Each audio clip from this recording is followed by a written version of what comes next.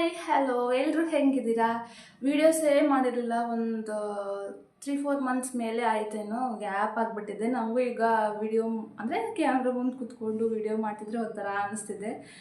ರೂಢಿ ತಪ್ಪೋಗ್ಬಿಟ್ಟಿತ್ತಲ್ಲ, ಹಂಗಾಗಿ first of all videos ಯಾಕೆ ಮಾಡಿಲ್ಲ ಅಂದರೆ ಅದಕ್ಕೆ ಇಂಥದ್ದೇ ಅಂತ ಮೇನ್ ಏನು ರೀಸನ್ ಇಲ್ಲ. ನನಗೆ ಜಸ್ಟು ಇಂಟ್ರೆಸ್ಟ್ ಇರಲಿಲ್ಲ, ಹಂಗಾಗಿ ಮಾಡಿರಲಿಲ್ಲ ಅಷ್ಟೇ. ಬಟ್ ಏನು ಸ್ಪೆಸಿಫಿಕ್ ಆಗಿ ಇದೆ ಅದೇ ಅಂತ ಏನು ರೀಸನ್ ಇಲ್ಲ. ಆರಾಮಾಗಿದ್ದೆ ಅಷ್ಟೇ. ಮತ್ತು ಯಾಕೋ ಮಾಡೋಣ ಅಂತ ಅನಿಸ್ತಿತ್ತು, ಹಂಗಾಗಿ ಮಾಡಿದೆ. ಆ್ಯಂಡ್ ಎಷ್ಟೊಂದು ಜನ ಕನ್ನಡದಲ್ಲೇ ಕೂಡ ವೀಡಿಯೋಸ್ ಮಾಡ್ತಾ ಇದ್ದಾರೆ ಬ್ಯಾಂಕಿಂಗ್ ಬಗ್ಗೆ. ಆ್ಯಂಡ್ ನಾನು ನೋಡಿದ್ದೀನಿ. ಸೊ ನಿಮಗೂ ಅಲ್ಲಿ ಇನ್ಫಾರ್ಮೇಷನ್ನು ಸಿಗುತ್ತೆ, ಚೆನ್ನಾಗಿ ಇನ್ಫಾರ್ಮೇಷನ್ ಕೊಡ್ತಿದ್ದಾರೆ. ಜಾಬ್ ವೇಕೆನ್ಸಿ ಆಗಿರ್ಬೋದು, ನೋಟಿಫಿಕೇಷನ್ಸ್ ಆಗಿರ್ಬೋದು. ಸೊ ನನಗೂ ಬಿಡು ಮಾಡ್ತಿದಾರಲ್ಲ ಯಾರೋ ಅಂತ. ಏನಂದರೆ ವೀಡಿಯೋಸ್ ಅಂದರೆ ಏನೇ ಆಗಲಿ, ಅದು ಇನ್ಫಾರ್ಮೇಷನ್ ಆಗಿರ್ಬೋದು, ನೋಟಿಫಿಕೇಷನ್ ಆಗಿರ್ಬೋದು, ಕನ್ನಡದಲ್ಲಿ ನಿಮ್ಗೆ ಯಾರಾದರೂ ಕೊಡೋರು ಇದ್ದಾರೆ ಅಂದರೆ ನನಗೆ ಅದೇ ಖುಷಿ, ಮತ್ತೇನಿಲ್ಲ. ನಾನು ಸ್ಟಾರ್ಟಿಂಗಲ್ಲಿ ವೀಡಿಯೋಸ್ ಮಾಡೋಕ್ಕೆ ಸ್ಟಾರ್ಟ್ ಮಾಡಿದ್ದು ಇದೇ ಉದ್ದೇಶದಿಂದನೇ ಅಷ್ಟೇ. ಬಟ್ ನಾನು ಎಲ್ಲನೂ ನಿಮಗೆ 100% ಕೊಡ್ತೀನಿ ಅಂತ ಅಲ್ಲ, ಜಸ್ಟ್ ನನಗೆ ಎಷ್ಟು ಗೊತ್ತು ಅಷ್ಟರ ಮಟ್ಟಿಗೆ ನಾನು ಕೊಡಬಲ್ಲೆ ಅಂತ ಅಷ್ಟೇ. ಅದೇ ಎಷ್ಟೊಂದು ಜನಕ್ಕೆ ಇನ್ಫಾರ್ಮೇಷನ್ ಇರಲ್ಲ. ಈಗ ಚಿಕ್ಕ ಚಿಕ್ಕ ವಿಷಯನೇ ಆಗಿರ್ಬೋದು, ನನಗೆ ಗೊತ್ತಿರೋ ಎಷ್ಟೋ ವಿಷಯನೇ ಎಷ್ಟೊಂದು ಜನಕ್ಕೆ ಗೊತ್ತಿರಲ್ಲ. ಸೊ ಅದರಿಂದ ಅವ್ರಿಗೆ ಹೆಲ್ಪ್ ಆಗುತ್ತೆ ಅಂತ ಅಷ್ಟೇ. ಇನ್ನೊಂದೇನು ಅಂದರೆ ನಮ್ಮ ಇವಾಗ ಬ್ರ್ಯಾಂಚಲ್ಲಿ ನಾವು 3 ಜನ ಇದ್ದೀವಿ ಆಫೀಸರ್ಸು. 6 ಮಂತ್ಸ್ ಬ್ಯಾಕ್ ಅಂದರೆ ಜೊತೆ ಕೆಲಸ ಮಾಡೋ ಮೇಡಮು ಮೆಟರ್ನಿಟಿ ಲೀವ್ಗೆ ಹೋಗಿದ್ರ, ಹಂಗಾಗಿ ನಾವಿಬ್ಬರೇ ಆಗಿಬಿಟ್ಟಿದ್ವಿ, ನಾನು ಮ್ಯಾನೇಜರು. ಸೊ ಕೆಲಸಗಳು ಸ್ವಲ್ಪ ಜಾಸ್ತಿ ಆಗಿಬಿಟ್ಟಿತ್ತು. ಈಗ 3 ಜನ ಮಾಡೋ ಕೆಲಸ ಇಬ್ಬರೇ ಮಾಡಬೇಕು ಅಂದರೆ ಅದು 6 ಮಂತ್ಸ್ವರೆಗೂ ಸ್ವಲ್ಪ ಕಷ್ಟನೇ ಆಗಿತ್ತು. ಸೊ ನನಗೆ ಮನೆಗೆ ಬಂದ ತಕ್ಷಣ ಅಷ್ಟೊಂದು ಇಂಟ್ರೆಸ್ಟ್ ಬರ್ತಿರಲಿಲ್ಲ ವೀಡಿಯೋಸ್ ಮಾಡೋಣ, ಅಪ್ಲೋಡ್ ಮಾಡೋಣ ಅಂತ. ಸೊ ಹಂಗಾಗಿ ಬಿಟ್ಟಿದ್ದೆ ಅಷ್ಟೇ. ಬಟ್ ಇದೇ ಮೇನ್ ರೀಸನ್ ಅಂತಲೂ ಅಲ್ಲ, ಮನ್ಸು ಮಾಡಿದರೆ ನಂಗೆ ಮಾಡ್ಬೋದಿತ್ತು, ಇಂಟ್ರೆಸ್ಟ್ ತೋರಿಸ್ಬೋದಿತ್ತು. ಅದೇ ಹೇಳ್ತೀನಲ್ಲ, ಎಲ್ಲನೂ ನಮ್ಮ ಮೇಲೆ ಡಿಪೆಂಡ್ ಆಗಿರುತ್ತೆ. ಇಷ್ಟಪಟ್ಟರೆ ನಾವು ಆರಾಮಾಗಿ ಮಾಡ್ತೀವಿ. ಅದು ಸ್ವಲ್ಪ ಕಷ್ಟ ಇದ್ದರೂ ಕೂಡ ಇಷ್ಟಪಟ್ಟರೆ ಮಾಡ್ಕೋಬೋದು. ಎಷ್ಟೊಂದು ಜನ ಹೇಳ್ತಿರ್ತೀರ ನನಗೆ, ಟೈಮ್ ಹೆಂಗೆ ಮ್ಯಾನೇಜ್ ಮಾಡ್ಕೋತೀರಾ ನೀವು ಹಂಗೆ ಹಿಂಗೆ ಅಂತ. ಅದೇ ಒಂದೇನಂದರೆ, ಈಗ ಒಬ್ರು ಯಾರೋ ಕಮೆಂಟಲ್ಲಿ ಹಾಕಿದ್ರು, ನಾನು ಜಿಮ್ಮಿಗೆ ಹೋಗ್ತೀನಿ, ಅಲ್ಲಿಗೆ ಹೋಗ್ತೀನಿ, ಬಂದಾದಮೇಲೆ ಓದ್ಕೊಳಕ್ಕೆ ಆಗ್ತಿಲ್ಲ, ನನಗೆ ಸುಸ್ತಾಗ್ಬಿಡುತ್ತೆ, ನಿದ್ದೆ ಬಂದುಬಿಡುತ್ತೆ, ಏನು ಮಾಡಲಿ ಅಂತ ಹಿಂಗೆಲ್ಲ ಹೇಳ್ತಿರ್ತಾರೆ.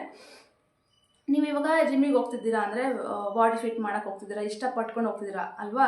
ಅದೇ ಥರ ನೀವು ಓದಬೇಕು. ಈಗ ನನಗೆ ಜಾಬ್ ಬೇಕು ಅಂತ ಇಷ್ಟಪಟ್ಕೊಂಡು ಓದ್ರಿ, ನಾನು ಚೆನ್ನಾಗಿ ಓದಿದ್ರೆ ನಂಗೆ ಜಾಬ್ ಸಿಗುತ್ತೆ ಅಂತ. ಹಂಗೆ ನೀವೇನಾದರೂ ಆ ಥರ ಮೈಂಡ್ಸೆಟ್ಟಲ್ಲಿ ಯೋಚನೆ ಮಾಡಿದರೆ ಆರಾಮಾಗಿ ಓದೋದಕ್ಕೂ ಟೈಮ್ ಕೊಟ್ಟೇ ಕೊಡ್ತೀರಾ.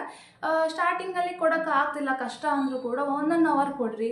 ಬರ್ತಾ ಬರ್ತಾ ಬರ್ತಾ ಅದು ಜಾಸ್ತಿ ಆಗ್ತಾನೆ ಹೋಗುತ್ತೆ, ಟೈಮ್ ಮ್ಯಾನೇಜ್ಮೆಂಟ್ ಜಾಸ್ತಿ ಆಗ್ತಾನೆ ಹೋಗುತ್ತೆ. ಏನಂದರೆ ಇವತ್ತು 1 ಅವರ್ ಕೊಟ್ಟರೆ ನಾಳೆ 1.5 ಅವರು, ಹಿಂಗೆ 1 ವೀಕ್ 2 ವೀಕ್ಸ್ ಬಿಟ್ಟಾದಮೇಲೆ 2 ಅವರ್ ಆದರೂ ಕೊಡೋಕ್ಕೆ ಸ್ಟಾರ್ಟ್ ಮಾಡ್ತೀರಾ. ಏನೇ ಆಗಲಿ ಹೊರಗಿನವ್ರು ಬಂದು ಹೇಳಿ ಅಥವಾ ನಾನು ಇವಾಗ ವೀಡಿಯೋ ಮಾಡಿ ಹೇಳಿದ್ದೀನಿ ಅಂತ ಅದೇನು ಚೇಂಜ್ ಆಗೋಲ್ಲ. ಜಸ್ಟ್ ನಿಮ್ಮ ಹತ್ರನೇ ಇರುತ್ತೆ ಅದು. ನೀವು ಅದನ್ನ ಅನ್ಕೋಬೇಕು, ಮಾಡಬೇಕು ಅಷ್ಟೇ. ಆದರೆ ಹಂಗದ್ರಾಗಿ ಮಾತ್ರ ನಿಮಗೆ 100% ಆಗಿ ಯಾವುದಾದ್ರೂ ರಿಸಲ್ಟ್ ಸಿಗುತ್ತೆ. ಅವಾಗೇ ಅದು ಎಫೆಕ್ಟಿವ್ ಆಗಿ ಇರುತ್ತೆ ಕೂಡ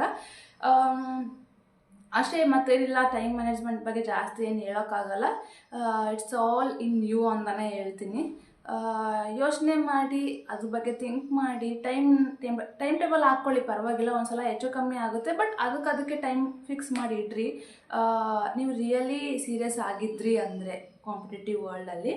ಆಮೇಲೆ ಸ್ಯಾಲ್ರಿ ಬಗ್ಗೆ ಎಷ್ಟೊಂದು ಜನ ಕೇಳ್ತಿದ್ರಿ, ಎಷ್ಟು ಸ್ಯಾಲ್ರಿ, ಏನು ಕತೆ ಅಂತ. ಸ್ಯಾಲ್ರಿ ಸ್ಲಿಪ್ ತೋರಿಸ್ಬೋದಿತ್ತು. ನಾನು ಸ್ವಲ್ಪ ಲೈಫ್ ಇನ್ಶೂರೆನ್ಸು ಅದು ಇದು ಪಾಲಿಸಿ ಮಾಡಿಸ್ಕೊಂಡಿದ್ದೀನಿ. ಸೊ ಅದರಲ್ಲೆಲ್ಲ ಡಿಡಕ್ಷನ್ನು ಅದು ಇದು ಕಾಣ್ತಿರುತ್ತೆ. ಅಷ್ಟೊಂದು ಕ್ಲಾರಿಟಿ ಇರಲ್ಲ ಅಂತ ಹೇಳ್ತಿದ್ದೀನಿ ಅಷ್ಟೇ. RRBPO ಅಂತಂದರೆ ನಿಮ್ಗೆ ಇವಾಗ ಆರಾಮಾಗಿ ಒಂದು 75,000 ಮೇಲೆ ಅಂದರೆ 76 ಅರೌಂಡ್ ಸಿಗುತ್ತೆ ಅಷ್ಟೇ, ಮತ್ತೇನಿಲ್ಲ ಜಾಸ್ತಿ ಅದರಲ್ಲಿ. ಸೊ 76,000 ಅಂತಲೇ ನೀವು ಅನ್ಕೋಬೋದು RRBPO ಆದರೆ. ಅದರಲ್ಲೂ 1 ವರ್ಷ ಇಂಕ್ರಿಮೆಂಟ್ ಆಯ್ತಲ್ವ, ಸೊ ಅದಕ್ಕೆ 76ವರೆಗೂ ಸಿಗುತ್ತೆ. ಮುಂಚೆ ಒಂದು 3,000 ಕಮ್ಮಿ ಇತ್ತು. 1 ಇನ್ಕ್ರಿಮೆಂಟ್ ಅಂದರೆ ಆಲ್ಮೋಸ್ಟ್ 3,000 ಜಾಸ್ತಿ ಆಗಿದೆ. ಓಕೆ, ಸೊ ಸ್ಯಾಲ್ರಿ ಬಗ್ಗೆ ನಿಮಗೆ ಕ್ಲಾರಿಟಿ ಸಿಕ್ತು ಅಂತ ಅನ್ಕೋತೀನಿ. ಆಮೇಲೆ ಟ್ರಾನ್ಸ್ಫರ್ ವಿಷಯಕ್ಕೆ ಬಂದರೆ, ಹೌದು, ಪ್ರತಿ ವರ್ಷವೂ ಟ್ರಾನ್ಸ್ಫರ್ ಇರುತ್ತೆ. ಅಂದರೆ ಜನರಲ್ ಟ್ರಾನ್ಸ್ಫರು ನೀವು ರಿಕ್ವೆಸ್ಟ್ ಮಾಡ್ಕೋಬೋದು. ಯಾವ ಪ್ಲೇಸ್ ಬೇಕು ನಿಮಗೆ ಅಂತ ಒಂದು 4 to 5 ಪ್ರಿಫರೆನ್ಸಸ್ ನೀವು ಕೊಡ್ಬೋದು. ನಿಮ್ಗೆ ಇಷ್ಟ ಆಗಿರೋ ಪ್ರಿಫರೆನ್ಸ್ ಕೊಡ್ಬೋದು. ನಿಮ್ಮ ನೇಟಿವ್ ಆಗಿರ್ಬೋದು, ನಿಮ್ಗೆ ಎಲ್ಲಿ ಹೋಗೋಕ್ಕೆ ಇಷ್ಟ ಆ ಪ್ಲೇಸಸ್ನ ನೀವು ಮೆನ್ಷನ್ ಮಾಡಿ ರಿಕ್ವೆಸ್ಟ್ ಹಾಕೋಬೋದು.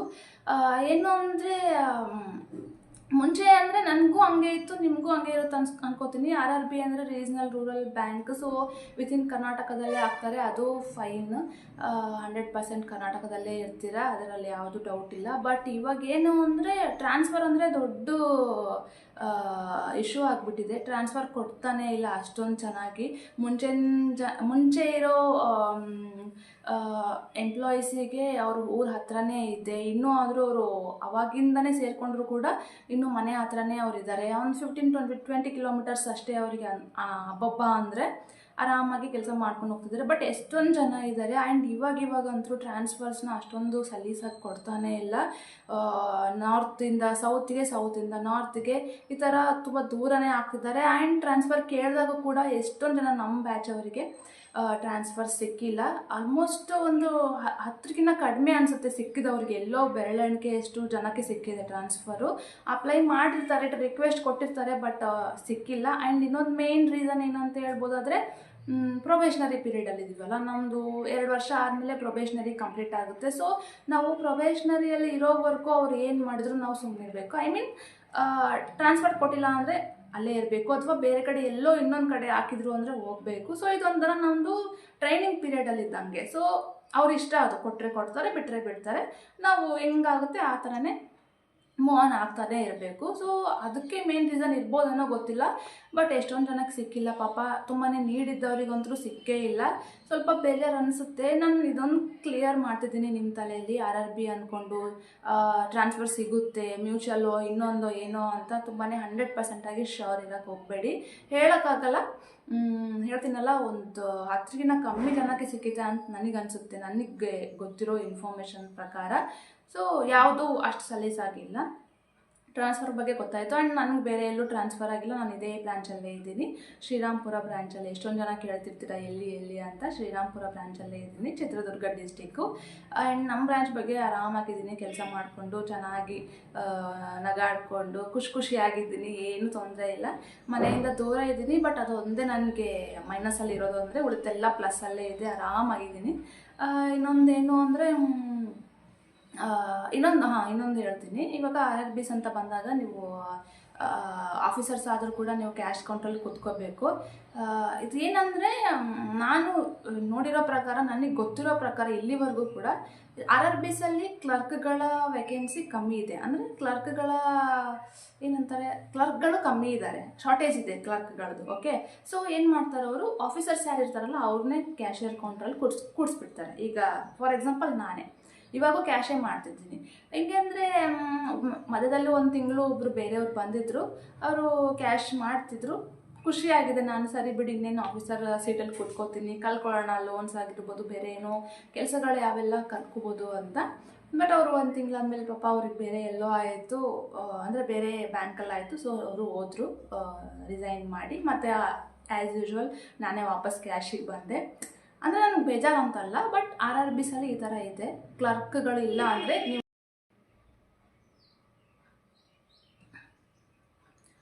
ನೀವು ಕ್ಯಾಶ್ ಕೆಲಸನ ಮಾಡಲೇಬೇಕು. ನಾನು ಯಾಕೆ ಹೇಳ್ತಿದ್ದೀನಿ ಅಂದರೆ, ಎಷ್ಟೊಂದು ನ್ಯಾಷನಲೈಸ್ಡ್ ಬ್ಯಾಂಕ್ಸಲ್ಲಿ ಈ ಥರ ಇಲ್ಲ. ನೀವು ಕ್ಲರ್ಕ್ ಅಂದರೆ ಕ್ಲರ್ಕ್ ಕೆಲಸನೇ ಮಾಡು, ಕ್ಯಾಶಿಯರಲ್ಲೇ ಕೂತ್ಕೋ, ಕ್ಯಾಶ್ ಕೌಂಟ್ರಲ್ಲೇ ಕೂತ್ಕೋ, ನೀನು ಆಫೀಸರ್ ಅಲ್ವಾ, ಆಫೀಸರ್ ಸೀಟಲ್ಲೇ ಕೂತ್ಕೋ. ಇದೇ ಥರನೇ ಇದೆ.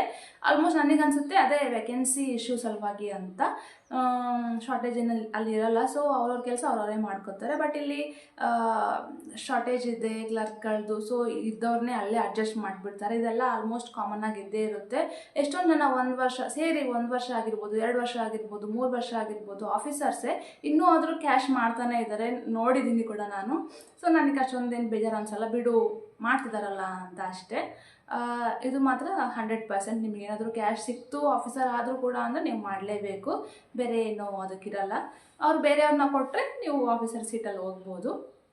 ಯಾಕಂದರೆ ನಮ್ಮ ಫ್ರೆಂಡ್ಸ್ ಎಷ್ಟೊಂದು ಜನ ಇದ್ದಾರೆ ನನಗೆ, ಯೂನಿಯನ್ ಬ್ಯಾಂಕಲ್ಲಿ, bank of Maharashtra, bank of Baroda, Canara bank, ಈ ಥರ ಅವರೆಲ್ಲರೂ ಆಫೀಸರ್ಸೇ POನೇ ಆಗಿ ಹೋಗಿದ್ದು. ಅವ್ರು ಆರಾಮಾಗಿ PO ಜಾಗದಲ್ಲಿ ಕೂತ್ಕೊಂಡಿದ್ದಾರೆ, ಎಷ್ಟೊಂದು ಕೆಲಸ ಕಲಿತಿದ್ದಾರೆ. ಅಲ್ಲಿ ಆ ಥರ ಹಂಗೇನು ಮಾಡಲ್ಲ. ಜಸ್ಟ್ ನಾನು ಕ್ಲಾರಿಟಿ ಕೊಡೋಕ್ಕಷ್ಟೇ ಇದು ಮಾಡಿದ್ದು. ಬಟ್ ನಾನು ಆರಾಮಾಗಿದ್ದೀನಿ. ಇನ್ನೊಂದೇನಂದರೆ, ಟೈಮ್ ವಿಷಯದಲ್ಲಿ ಬಂದರೆ ನಾವು ಮಾತ್ರ ಪುಣ್ಯ ಮಾಡಿದ್ದೀವಿ RRBಯಲ್ಲಿ. ಜಾಸ್ತಿ ಹೊತ್ತು ಕೂತ್ಕೊಳ್ಳೋಂಗೇನಿರಲ್ಲ ಬ್ರ್ಯಾಂಚಲ್ಲಿ. ಆರಾಮಾಗಿ ಬೇಗ ಎಲ್ಲ ಕೆಲಸ ಮುಗಿದೋಗ್ಬಿಡುತ್ತೆ. ಕರೆಕ್ಟಾಗಿ ಮಾಡ್ಕೊಂಡು ಹೋದರೆ ಒಂದು 5-5:15ಗಂತೂ ನಾನು ಆರಾಮಾಗಿ ಮನೆಗೆ ಬಂದಿರ್ತೀನಿ. ನಮ್ಮ ಡೇ ಎಂಡ್ ಆಗಿಬಿಟ್ಟಿರುತ್ತೆ. ಕ್ಲೋಸಿಂಗ್ ಅವರ್ಸ್ ಅಂತ ಹೇಳಿದ್ರೆ 5-5:15 ಅಷ್ಟೇ.